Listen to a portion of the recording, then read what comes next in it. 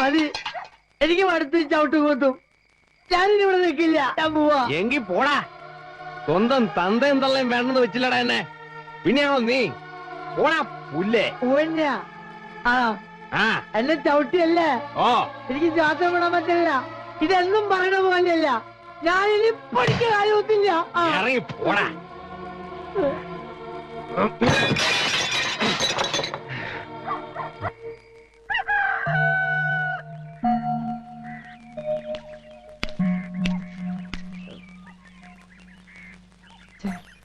അങ്ങനെ ഉസ്താദിന്റെ മുഖത്ത് നോക്ക.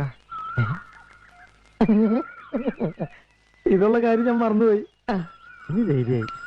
കാത്തിരിക്കുന്നത്